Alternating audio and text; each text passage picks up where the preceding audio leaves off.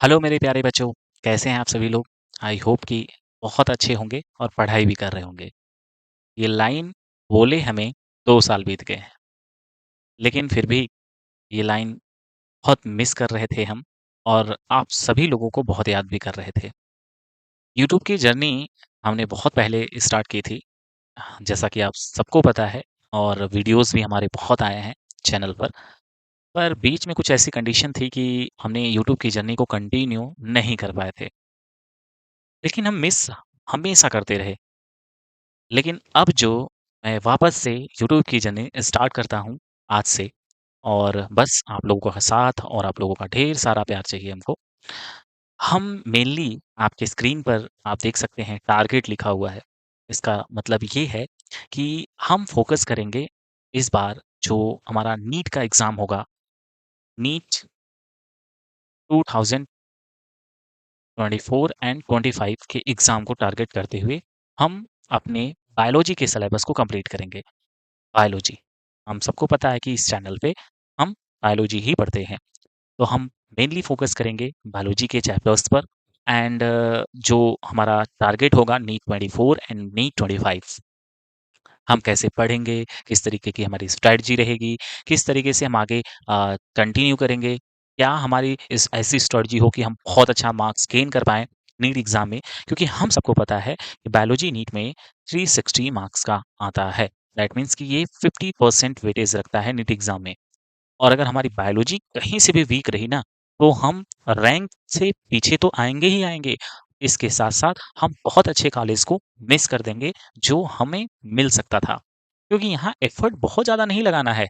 यहाँ बहुत ज़्यादा आपको मेहनत करने की ज़रूरत नहीं है। बस एक बार कांसेप्ट पढ़ लो, कांसेप्ट सीख लो और साथ में रिवीज़न करो, क्वेश्चन प्रैक्टिस करो, बस इतना कर लो, काफ़ी है। तो हम आगे की जर्नी में ये बताते भी रहेंगे कि कैसे हमें पढ़ाई करनी है, कैसे किस तरीके से बायोलॉजी के क्वेश्चन को हमें पढ़ना पड़ेगा, किस तरीके से हम इसको सॉल्व करें कि हमारा जो एरर हो वो बहुत कम से कम हो क्योंकि नेगेटिव मार्किंग होती है, हम सबको पता है।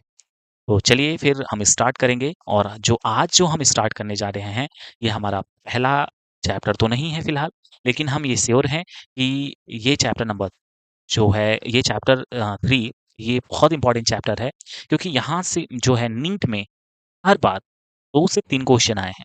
लास्ट ईयर यानी 23 की बात अगर हम करें नीट 2023 तो नीट 2023 में यहाँ से 3 क्वेश्चन आए थे, 3। अब ये जो 3 क्वेश्चन आए हैं, ये रैंक डिसाइडिंग हो जाते हैं। रैंक डिसाइडिंग क्यों हम कह रहे हैं? क्योंकि ये जो चैप्टर है, यहाँ पे बहुत सारे डेटा हैं। ऐसा स्टूडेंट का मानना है कि इस चैप्टर में हमें ज़्यादा लर्न करना पड़ता है। ये बात बिल्कुल सही है कि इसमें डेटा भी बहुत है और लर्न भी बहुत करना है। लेकिन ये भी बात गलत नहीं है कि इसमें कंसेप्ट भी बहुत अच्छे-अच्छे हैं।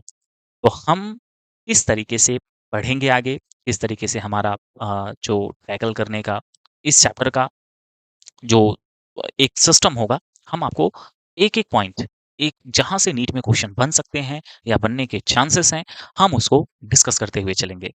तो चलिए बिना देरी करते हुए स्टार्ट करते हैं। हमारा चैप्टर नंबर 3 आपकी स्क्रीन पर है और चैप्टर का नाम सबको पता है प्लांट किंगडम और प्लांट किंगडम है तो फोकस मेनली प्लांट के हैबिटाट, प्लांट का न्यूट्रिशन, प्लांट का मोड ऑफ रिप्रोडक्शन इन सभी टॉपिक पर होगा। हम अभी chapter number 1 and chapter number 2 हमने पढ़ाया नहीं है, फिर आगे हम कंटिन्यू करते हैं, तो फिर आगे हम चैप्टर नंबर 2 भी आपको पढ़ाएँगे, चैप्टर 1 भी पढ़ाएँगे क्योंकि वहाँ से भी क्वेश्चन आते हैं। यहाँ पर हम चैप्टर नंबर 2 डिस्कस क्यों कर रहे हैं? इसके पीछे रीज़न क्या है? क्योंकि चैप्टर नंबर 1 एंड 2 जो हम चैप्टर 1 एंड 2 की बात कर रहे हैं, चैप्टर नंबर 2 की बात कर रहे हैं, इन दोनों चैप्टर में हमने क्लासिफिकेशन पढ़ा है। मेनली चैप्टर 1 में आपने एक हेडिंग हमें पढ़ना है और जो बच्चे पहले से पढ़ रखे हैं, उसमें एक हेडिंग हमने पढ़ा होगा क्लासिफिकेशन। क्लासिफिकेशन में ये पढ़ा होगा कि कैसा प्रोसेस होता है जिसमें किसी भी ऑर्गेनिज्म को एक ग्रुप, एक कैटेगरी में हम प्लेस करते हैं, कुछ ऑब्जर्वेबल कैरेक्टर के बेसिस पे। कुछ ऑब्जर्व किया हुआ कैरेक्टर है, उसके बेसिस पे हम ऑर्गेनिज्म को एक कन्वीनिएंट ग्रुप में हम क्या कर देते हैं, प्लेस कर देते हैं। इसके बाद जब हम चैप्टर 2 की तरफ बढ़ेंगे, तो चैप्टर नंबर 2 में हम मेनली जो चैप्टर नंबर 2 है, इसका नाम ही है आप सभी ने अपनी एनसीईआरटी बुक में देखा ही होगा, बायोलॉजिकल क्लासिफिकेशन ये चैप्टर है, बायोलॉजिकल क्लासिफिकेशन। ये चैप्टर का नाम है, ठीक है? इसमें हम जितने भी हमारे अर्थ पे, जो हमारा अर्थ है, इस अर्थ पे जितने भी ऑर्गेनिज़्म हैं, जितने भी ऑर्गेनिज़म्स हैं, हम उनको एक किंगडम के अंदर प्लेस करते हैं। तो हम इस चैप्टर में ऑलरेडी हम अगर बात करें, तो इस चैप्टर के अंदर 5 किंगडम क्लासिफिकेशन हमें पढ़ना होता है। 5 किंगडम क्लासिफिकेशन, 5 किंगडम क्लासिफिकेशन। इससे पहले जो अर्लीस्ट टाइम पे जो साइंटिस्ट थे, उन्होंने ऐसा नहीं कि डायरेक्टली 5 किंगडम क्लासिफिकेशन आया है। हम पहले 2 किंगडम क्लासिफिकेशन पढ़े हैं, फिर 3, फिर 4, क्योंकि उन सब के कुछ ना कुछ ड्रॉबैक थे। फिर हम मूव कर गए थे 5 किंगडम क्लासिफिकेशन की तरफ। 5 kingdom classification given by R H. Whittaker, यानी आर.एच. व्हिटेकर एक साइंटिस्ट हैं, जिन्होंने 5 किंगडम क्लासिफिकेशन दिया है। इस किंगडम क्लासिफिकेशन में हमने ऑर्गेनिज्म को एक अलग-अलग किंगडम के अंदर प्लेस किया है। एग्जाम्पल के तौर पे अगर हम बताएं, तो इस किंगडम में हमारे पास जो 5 किंगडम क्लासिफिकेशन है, हम इसमें पहले मोनेरा पढ़े थे। सेकंड नंबर पे हम इसमें डिस्कस किए थे प्रोटिस्टा को। थर्ड नंबर पे आएगा इसमें फंजाई। फोर्थ नंबर की बात करें तो इसमें प्लांटेई की की बात कर रहे होंगे। और फिफ्थ नंबर पे आगे हम पढ़ेंगे तो किंगडम एनिमेलिया की बात करेंगे। ठीक है? Kingdom Animalia. तो ये 5 किंगडम हमें पढ़ना था, या हम पढ़े हैं, अगर आप पढ़े होंगे पहले से। बाकी हम आगे इस चैप्टर को हम पढ़ाएँगे, तो हम इन सारे किंगडम को डिटेल डिस्कस करेंगे। तो किंगडम मोनेरा के अंदर हम सभी प्रोकैरियोटिक जितने भी ऑर्गेनिज़्म आए, इसको प्लेस करेंगे। प्रोटिस्टा के अंदर यूनिसेलुलर यूकैरियोट को प्लेस करते हैं। फंजाई के अंदर जो फंगस से रिलेटेड जितने भी ऑर्गेनिज़्म आते हैं, फंजाई के अंदर हम प्लेस करते हैं। और किंगडम प्लांटेई के अंदर प्लांट्स जितने भी आते हैं हमारे, सब किंगडम प्लांटेई में हम रखते हैं। और किंगडम एनिमलिया में हम मल्टी सेलुलर एनिमल को डिस्कस करते हैं। तो ये चैप्टर बायोलॉजिकल क्लासिफिकेशन है। अभी जो हम मूव कर गए हैं, किंगडम प्लांट ही पढ़ रहे हैं, यानी हम आगे जो पढ़ेंगे किंगडम प्लांट ही पढ़ेंगे। और प्लांट को हम कितने कैटेगरीज में डिवाइड करते हैं, उसके कितने पार्ट हैं, और किस किस टॉपिक को हम इस चैप्टर में डिस्कस करने वाले हैं, उसका डिटेल डिस्कशन कर लेते हैं एक बार। तो फ़ोकस करिएगा, सबसे इम्पोर्टेंट है एनसीईआरटी को आप बहुत अच्छे से रीड करेंगे, जितनी भी इन्फॉर्मेशन हम बता रहे हैं। एक बार अपनी एनसीईआरटी को आप चेक भी करेंगे कि सर ने कोई ऐसा लाइन, कोई एक ऐसा वर्ड तो छोड़ा नहीं है। अगर ऐसी बात अगर आपको लगती है कि नहीं हाँ सर, से ये लाइन मिस हो गई है, तो आप हमें कमेंट बॉक्स में बता भी सकते हैं। तो चलते हैं, स्टार्ट करें हम। यहाँ से हमारा चैप्टर स्टार्ट हो रहा है, और बहुत ध्यान से देखिएगा।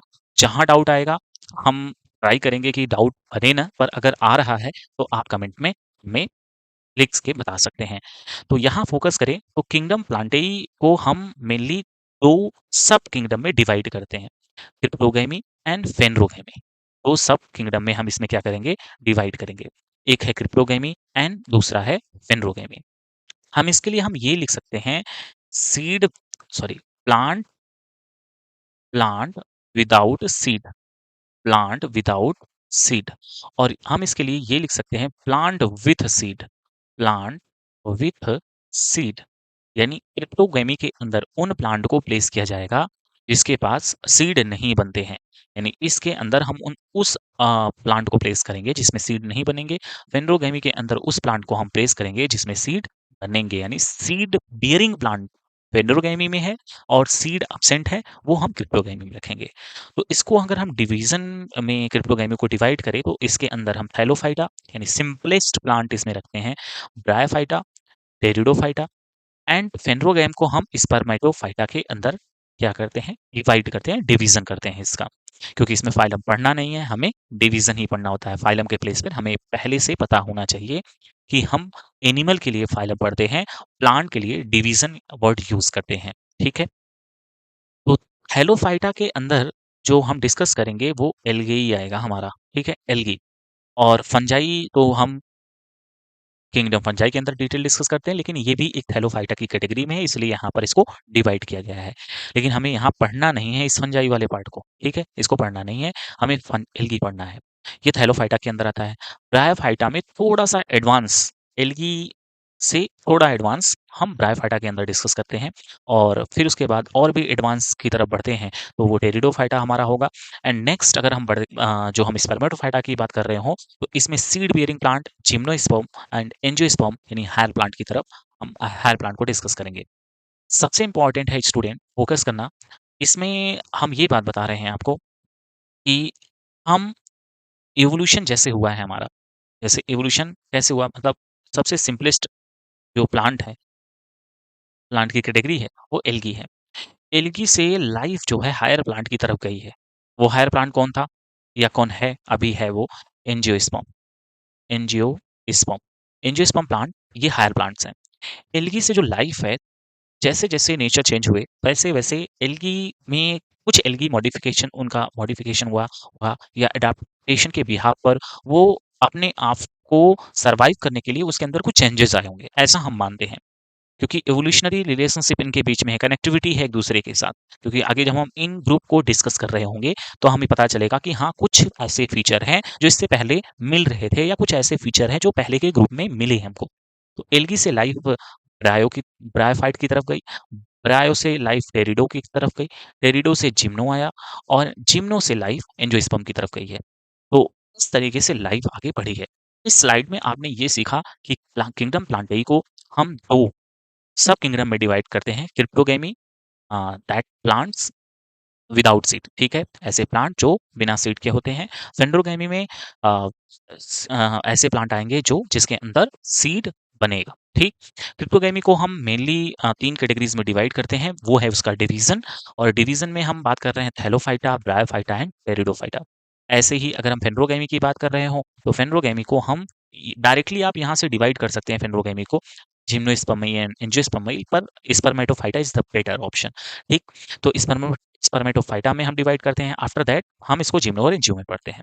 तो ये स्लाइड आपकी क्लियर है, आगे हम मूव करते हैं अपने नेक्स्ट टॉपिक की तरफ। लेकिन उससे पहले अगर हम बात कर रहे हैं कि हम किंगडम प्लांटेई की बात तो कर लिए, बायोलॉजिकल क्लासिफिकेशन क्योंकि इससे पहले की स्लाइड में हमने बायोलॉजिकल क्लासिफिकेशन डिस्कस किया था। इसमें हमने ऑर्गेनिज़्म ये इन सब के बारे में बात की। अब इसके अंदर भी हम जो डिस्कस करेंगे artificial classification system, natural classification system and phylogenetic classification system. वापस से क्लासिफिकेशन आ गया। आखिर हमने यहाँ पर क्लासिफिकेशन और ये जो क्लासिफिकेशन डिस्कस किया, बायोलॉजिकल क्लासिफिकेशन वर्ड डिस्कस किया, उसके पीछे रीज़न है क्योंकि इस चैप्टर में भी हमें कुछ क्लासिफिकेशन डिस्कस करना है, like artificial, natural and phylogenetic. तो जो हम artificial, natural and phylogenetic classification discuss करेंगे, वो flowering plant that means angiosperm plant को टारगेट करते हुए डिस्कस करेंगे। ठीक है? तो चलिए बिना देरी करते हुए हम स्टार्ट करते हैं अपनी नेक्स्ट टॉपिक। हमारा नेक्स्ट टॉपिक है सिस्टम ऑफ क्लासिफिकेशन। ठीक है? सिस्टम ऑफ क्लासिफिकेशन इसमें हम 3 क्लासिफिकेशन सिस्टम पढ़ेंगे। आर्टिफिशियल, अगेन वही रिवीजन कर रहे हैं, natural and phylogenetic classification system. पहला क्लासिफिकेशन सिस्टम है स्क्रीन पर आपके आर्टिफिशियल क्लासिफिकेशन सिस्टम। यहाँ से जो सबसे इंपॉर्टेंट क्वेश्चन बनता है वो ये है कि artificial classification system given bye कौन दिया है इसको? तो कैरोलस लीनियस का नाम याद ही रखिएगा, ठीक है? इसके अलावा और कोई नाम भी याद नहीं रखना है, क्योंकि जो आर्टिफिशियल क्लासिफिकेशन सिस्टम है, ये अर्लीस्ट टाइम पर आया था, यानी बहुत पहले आया था ये सिस्टम। और उस टाइम पे अगर हम बात करें तो जो साइंटिस्ट हैं हमारे एरिस्टोटल, थियोफ्रेस्टस, जॉन रे ये और भी 1-2 और साइंटिस्ट हैं जो आर्टिफिशियल क्लासिफिकेशन सिस्टम के बेसिस पर ही ऑर्गेनिज्म को कई कैटेगरी के अंदर डिवाइड किए थे। पर वो बहुत डिटेल में उसका डिस्कशन नहीं किए। न उनका मोड ऑफ जो क्लासिफिकेशन था वो आर्टिफिशियल था बिकॉज़ ऑफ वो मॉर्फोलॉजिकल बेसिस पर प्लांट को वो अलग-अलग कैटेगरीज़ के अंदर डिवाइड कर रहे थे या एनिमल को कैटेगरीज़ अलग-अलग कैटेगरीज़ के अंदर डिवाइड कर रहे थे। तो मोड ऑफ क्लासिफिकेशन उनका भी आर्टिफिशियल ही है और सबसे अर्लीस्ट टाइम पे अरिस्टोटल ने ऐसा किया था। तो आप कई बुक और साइड बुक अगर पढ़ रहे हो, तो वहाँ पर एरिस्टोटल का नाम आएगा, थियोफ्रेस्टस का नाम आएगा, जॉन रे का नाम आएगा। पर एग्ज़ाम में जब क्वेश्चन आएगा, तो हमें एनसीईआरटी को ही सब कुछ मानना है। तो हमें एनसीईआरटी को मानना है क्या कि अगर आंसर क्वेश्चन ये आया artificial classification system given bye तो हमें ये लर्न करना पड़ेगा कैरोलस लीनियस का नाम। इसको तो बिल्कुल मत भूलना। ये स्टार लगा लो, 1-2 बार ये क्वेश्चन पीवाईक्यू के फॉर्म में आया हुआ है। अपना प्रीवियस ईयर क्वेश्चन पेपर अगर आप चेक करेंगे तो मिलेगा वहाँ पर। तो हम बात कर लेते हैं कि आर्टिफिशियल क्लासिफिकेशन सिस्टम बेस्ड है, किस पर बेस्ड है? तो यहाँ चेक करो, यहाँ लिखा है vegetative characters and second sexual character. तो artificial classification system given by Carolus Linnaeus और ये बेसिस उनका क्या था? बेसिस था morphological character as well as उसके साथ ही सेक्सुअल कैरेक्टर। और सेक्सुअल कैरेक्टर में जो सबसे इंपॉर्टेंट है, स्टार लगाओ इसको, ये एंड्रोसियम कैरेक्टर, यानी मेल जो पार्ट होता है फ्लावर के अंदर, उसके बेसिस पर एंड्रोसियम की, दैट मीन्स कि उसकी साइज, उसका नंबर, ठीक है, इस बेसिस पे उन्होंने क्लासिफिकेशन किया था। कौन किए थे? Carolus Linnaeus. और सबसे इंपॉर्टेंट कि ये दोनों को इक्वल वेटेज दिए थे। किस दोनों को? Vegetative, vegetative character and plus साथ में सेक्सुअल कैरेक्टर, इस दोनों को एरिस्टोटल कैरोलस लिनियस ने इक्वल वेटेज दिया था। ठीक है, इक्वल वेटेज दिया था। और यही इनका सबसे बड़ा ड्रॉबैक भी निकल के आ गया। तो जैसे हम आगे ये भी कह रहे हैं कि सिस्टम ऑफ क्लासिफिकेशन में हम तीन क्लासिफिकेशन सिस्टम पढ़ना है। क्यों पढ़ना है? आपको ये पता होना चाहिए, क्योंकि जो आर्टिफिशियल क्लासिफिकेशन सिस्टम था, उसका ड्रॉबैक निकल गया।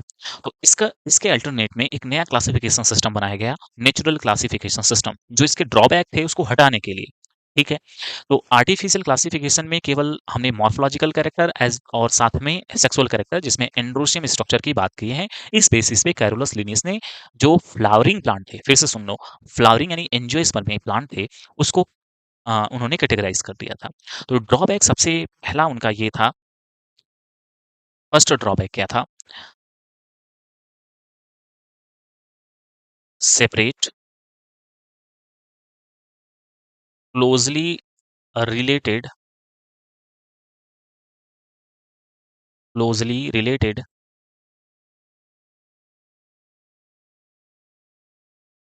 Organisms, organisms, separate closely related organism on the basis of, on the basis of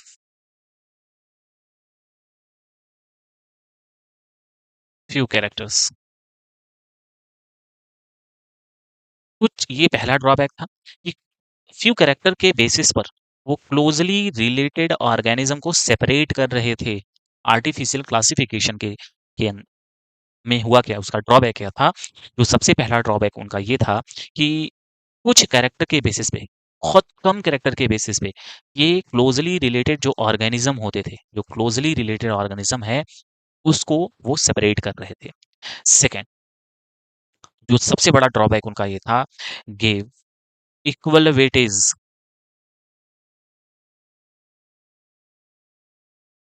equal weightage किसको किसको? वेजिटेटिव को भी, वेजिटेटिव प्लस सेक्सुअल,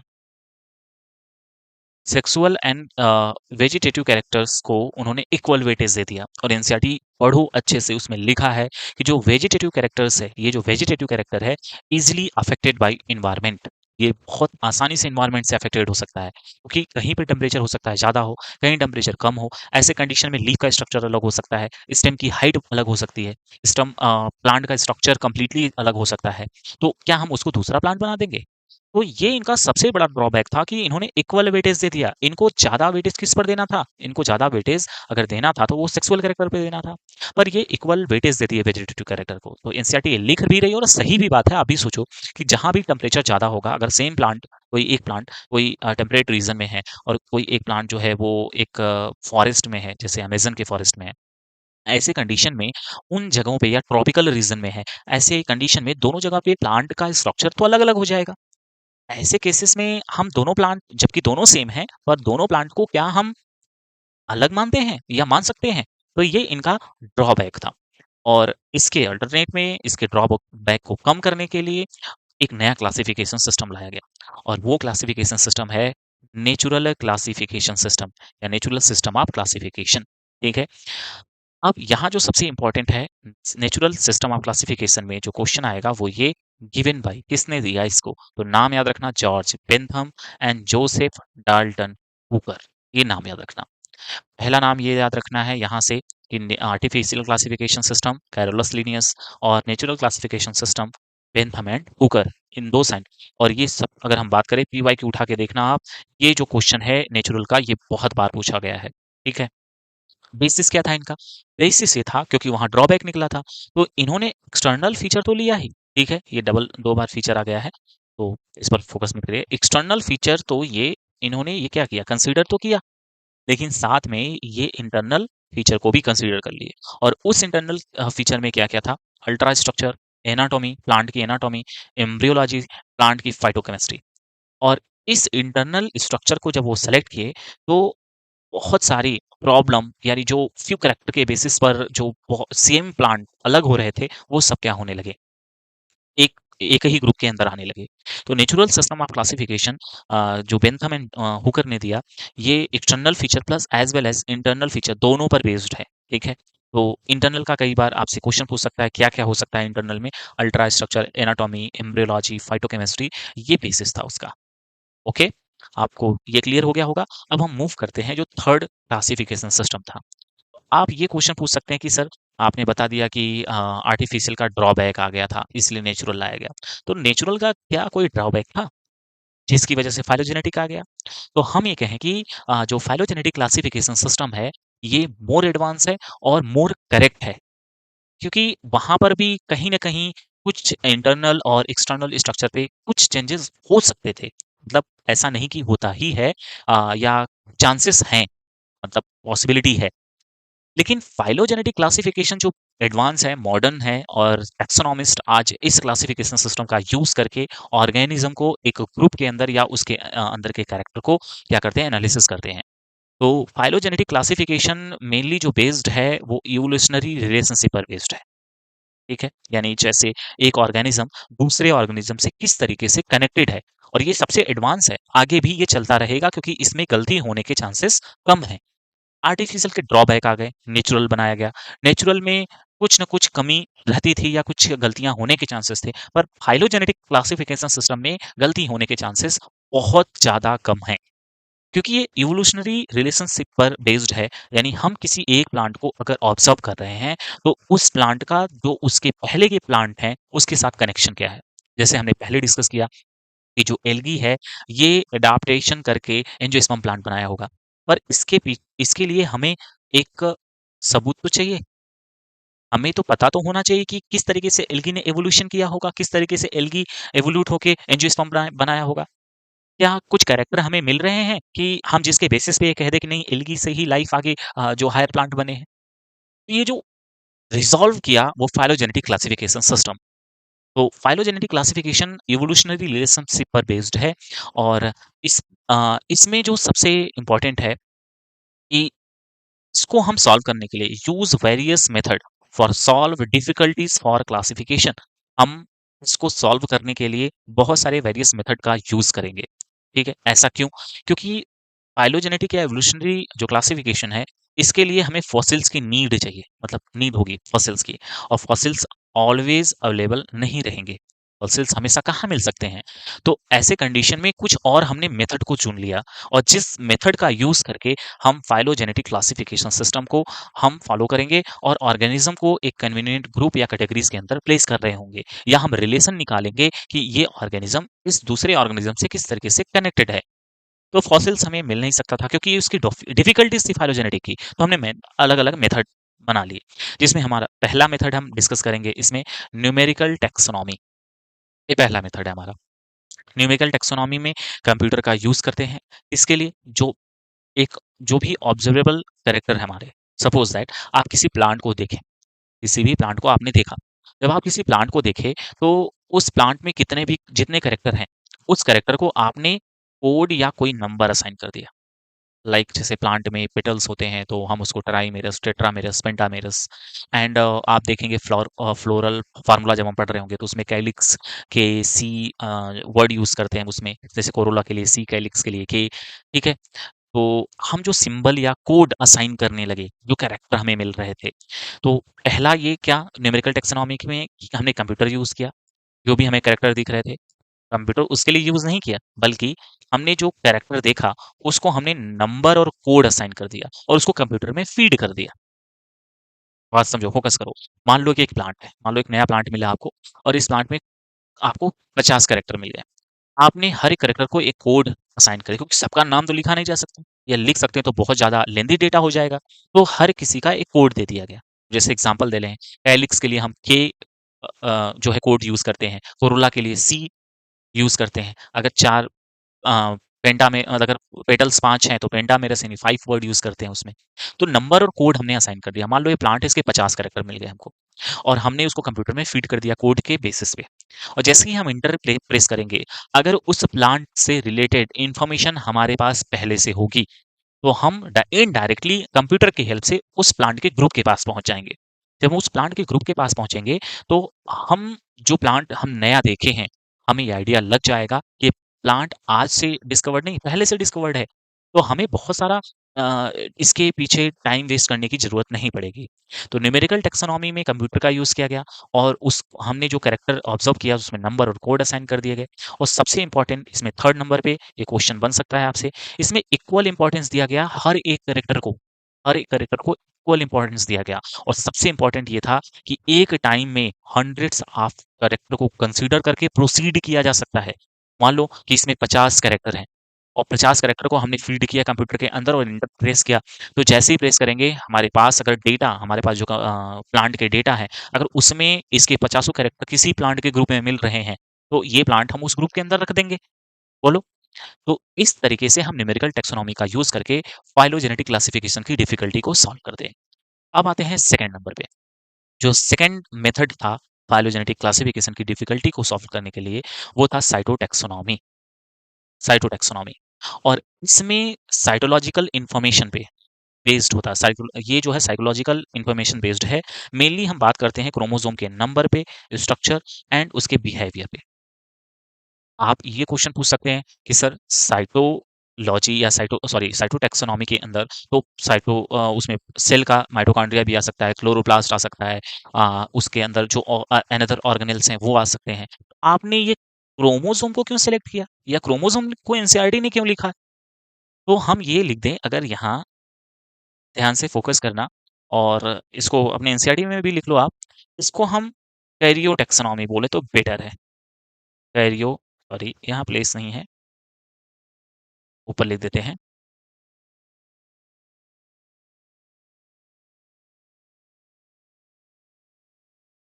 कैरियोटैक्सोनॉमी। कैरियोटैक्सोनॉमी।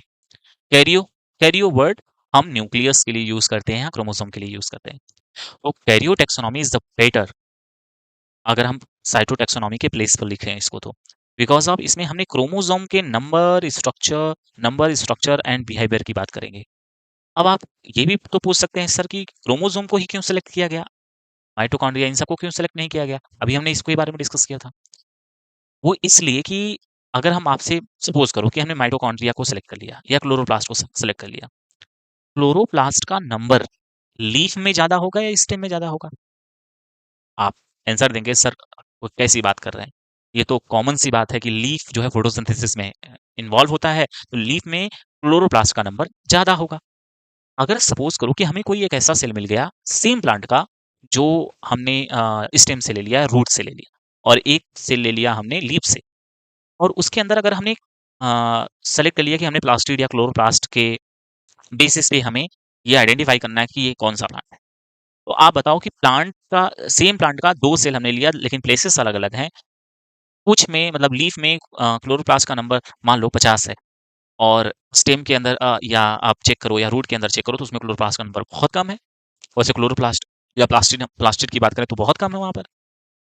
तो सेम प्लांट में प्लास्टिड का नंबर या क्लोरोप्लास्ट का नंबर अलग अलग हो गया, क्योंकि कुछ स्टेम जो होते हैं फोटोसिंथेटिक होती हैं, ठीक है, लेकिन उसके अंदर क्लोरोप्लास्ट का नंबर इतना ज्यादा होता नहीं है। ऐसी कंडीशन में वहां पर वेरिएशन आने लगा। लेकिन ये जो क्रोमोसोम सेलेक्ट किया गया ना, ये जो क्रोमोसोम सेलेक्ट किया गया है, ये सबसे इंपॉर्टेंट है। क्रोमोसोम का जो बिहेवियर है, जो इसका स्ट्रक्चर है, जो क्रोमोसोम का नंबर है ना, ये कभी चेंज नहीं होता। चाहे वो रूट से निकाल लो, स्टेम से निकाल लो, लीफ से निकाल लो, कभी भी चेंज नहीं होगा। अगर हम बात करें कि रूट की सेल में क्रोमोसोम का नंबर अगर मान लो 20 है, ठीक है, सेम क्रोमोसोम नंबर लीफ में भी होगा, स्टेम में भी होगा, तो वो चेंज नहीं होगा। इसलिए क्रोमोसोम को ही सिलेक्ट किया गया है। तो साइटोटैक्सोनॉमी या कैरियोटैक्सोनॉमी हम इसको बोल सकते हैं। आई होप कि आप बहुत अच्छे से समझ पा रहे हैं इसको। अब आते हैं केमियो टैक्सोनॉमी पर, यानी कि हम फाइलोजेनेटिक क्लासिफिकेशन जो प्लांट के लिए, क्योंकि प्लांट के केस को पढ़ रहे हैं, तो प्लांट के केस में हम केमियो टैक्सोनॉमी ही यूज़ करके हम फाइलोजेनेटिक क्लासिफिकेशन की डिफ़िकल्टीज़ को सॉल्व करते हैं। इसमें एक प्लांट के सेल के अंदर किस टाइप के केमिकल्स हैं या प्लांट के अंदर किस टाइप के केमिकल बनते हैं, वो दूसरे प्लांट में बन रहे हैं कि नहीं बन रहे हैं, या वो प्लांट अगर सेम केमिकल 2 अलग-अलग प्लांट के अंदर बन रहे हैं लेकिन उनका स्ट्रक्चर अलग है। सपोज़ दैट एक प्लांट ए है, एक प्लांट बी है।